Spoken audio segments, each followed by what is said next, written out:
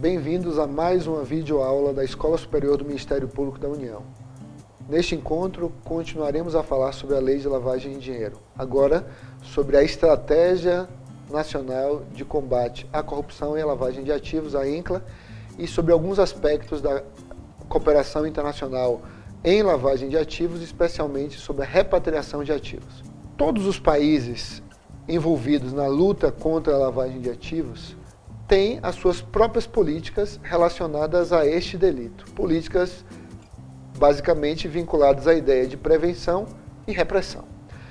O Brasil não seguia um caminho diferente. Há cerca de 10 anos, o Brasil instituiu a primeira Estratégia Nacional de Combate à Lavagem de Ativos. Foi iniciativa do Ministério da Justiça, com o apoio de vários órgãos públicos federais, inclusive do Ministério Público Federal e da Escola Superior do Ministério Público da União e da Procuradoria-Geral da República, e de órgãos também da esfera estadual, que passaram a se reunir anualmente para estabelecer metas ou ações para o ano seguinte em torno de medidas necessárias para aperfeiçoamento da legislação brasileira e da estrutura dos órgãos brasileiros voltados para a prevenção e a repressão da lavagem de ativos. Então, ao longo dessa década de funcionamento da ENCLA, uma série de atividades foram realizadas e hoje a estratégia já está consolidada e reúne cerca de 60 órgãos públicos do Estado, dos Estados brasileiros, da União e dos municípios, de alguns municípios brasileiros. Esses órgãos, como eu disse, se reúnem anualmente e estabelecem metas para o ano seguinte. Falando, por exemplo, da estratégia deste ano 2014. Essa estratégia, como eu disse, se reúne anualmente e neste ano de 2014, por exemplo, nós temos cerca de 60 órgãos reunidos que durante este ano se voltaram para o cumprimento de 14 metas que foram consideradas relevantes pelos órgãos inseridos na estratégia, de modo a aperfeiçoar o sistema brasileiro de repressão e de prevenção à lavagem de ativos. Uma dessas metas, por exemplo, é o aperfeiçoamento do sistema processual penal brasileiro, notadamente do sistema recursal, porque, como nós sabemos, um dos problemas maiores da justiça criminal brasileira tem sido a questão da morosidade da justiça criminal em função da enormidade de recursos que existem e da impossibilidade de execução das decisões condenatórias após a decisão de segundo grau dos tribunais de justiça ou dos tribunais regionais federais. A essa altura, muitas dessas metas, ao longo desses 10 anos, já foram cumpridas, como, por exemplo, uma das mais importantes que foi voltada para o aperfeiçoamento da Lei de Lavagem de Capitais. Em função de propostas da ENCLA, da Estratégia Nacional, vários itens da primeira versão da Lei 9.613 foram alterados e alterados com sucesso pela Lei 2.683 de 2012, como, por exemplo, a supressão do rol de crimes antecedentes que resultou da alteração do artigo 1º da Lei 9.613. Outro resultado bem-sucedido da Estratégia Nacional de Combate à Lavagem de Dinheiro é justamente a nova Lei do Crime Organizado, que entrou em vigor em 2013.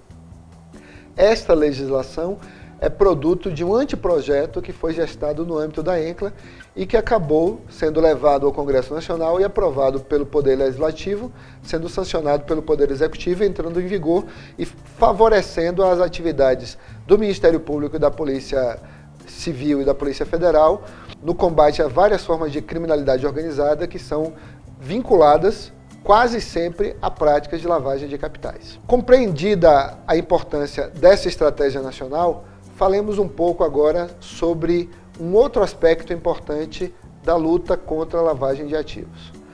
Quando nós enfocamos o tema da criminalidade em geral, o foco dos órgãos de repressão tem sido quase sempre, ao longo dos séculos, a busca da punição seja pela pena privativa de liberdade ou pelas modernas penas alternativas. Quando estamos diante de crimes graves, basicamente a busca de penas privativas de liberdade.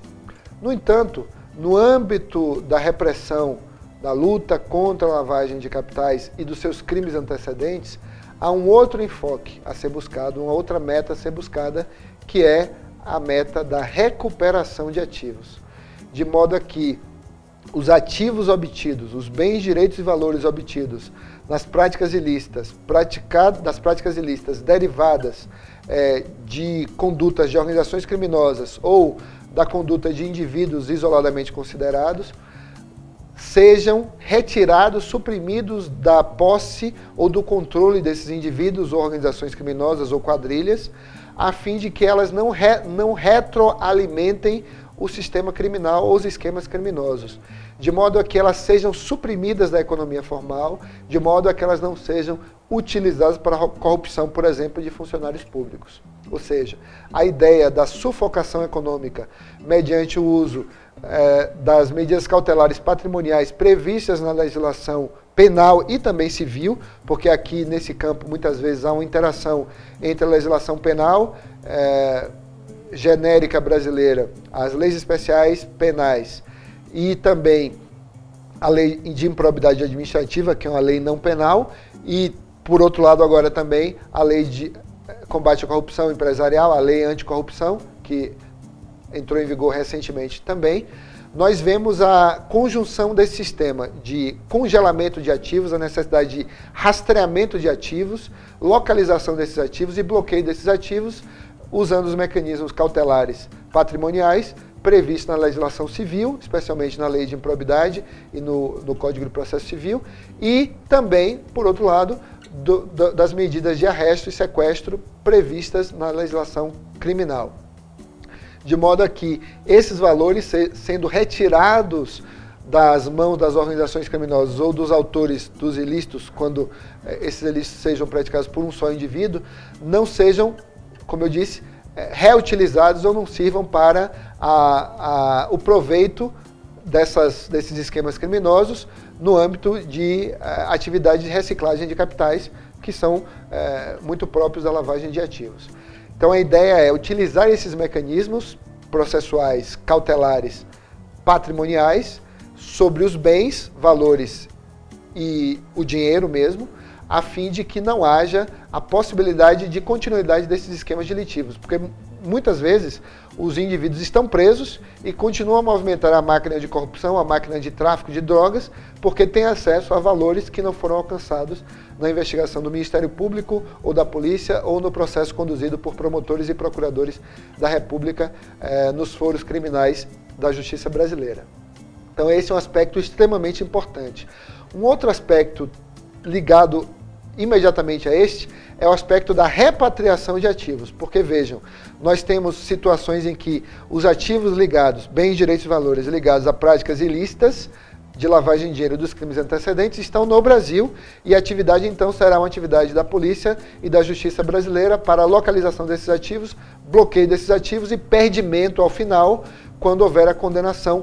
transitada em julgado, no sentido que se dá a essa expressão no direito brasileiro, a partir da decisão do Supremo Tribunal Federal, naquele habeas corpus 84.078 de Minas Gerais, que foi relatado pelo ministro Eros Grau. Então, somente após o último recurso é que se dá o trânsito em julgado, o último recurso mesmo no Supremo Tribunal Federal ou no Superior Tribunal de Justiça. Muito bem, esse é um aspecto, a recuperação de ativos doméstica. O outro aspecto complicador é quando estamos diante da necessidade de repatriação de ativos e recuperação desses ativos no âmbito transnacional, quando o rastreamento dos valores indica que eles foram remetidos para o exterior, e aí então surge a necessidade de um pedido de cooperação internacional para o bloqueio desses ativos no exterior, e ao serem bloqueados no exterior, nós precisamos de uma sentença no Brasil, de confisco ou de perdimento penal, para que estes documentos sendo traduzidos e enviados ao país onde estão os ativos, as autoridades desse país, especialmente o Ministério Público, possam, e o Ministério da Justiça daquele país, possam, tendo bloqueado esses valores,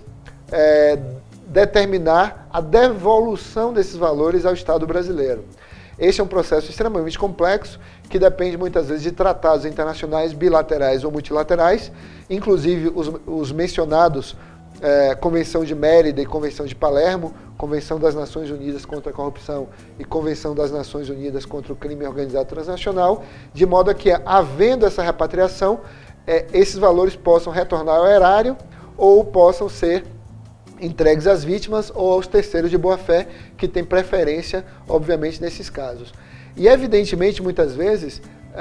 não para aí a questão, porque nós teremos, em alguns casos, de tratar da partilha desses ativos. Quando se trata de corrupção transnacional, e os valores são encontrados em um país estrangeiro, normalmente esse país estrangeiro, a pedido do Estado interessado, e esse Estado interessado aqui nesse nosso exemplo seria o Brasil, restituem todos os valores ao Estado requerente. Então, um caso de corrupção aqui no Brasil, dinheiro localizado na Suíça, o Estado brasileiro, por meio do Ministério Público e do Ministério da Justiça,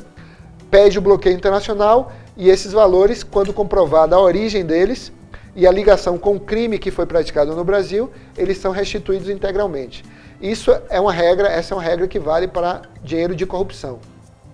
Mas valores relacionados com outras práticas criminosas, para esses ativos, normalmente há uma partilha de valores. Há uma divisão da quantia e há uma regra básica que pode mudar, dependendo do caso, que é a repatriação mediante a partilha dos ativos pela metade. Então, por exemplo, se dinheiro de narcotráfico cometido no Brasil foi encontrado nos Estados Unidos, normalmente esses valores lá encontrados serão devolvidos ao Brasil apenas pela metade. A outra metade ficará em território americano, porque, em regra, essa divisão de ativos se faz na base dos 50%, salvo quando haja um acordo específico de partilha de ativos, que nós denominamos de asset sharing. Então, resumindo essa questão, nós podemos dizer que o tema da recuperação de ativos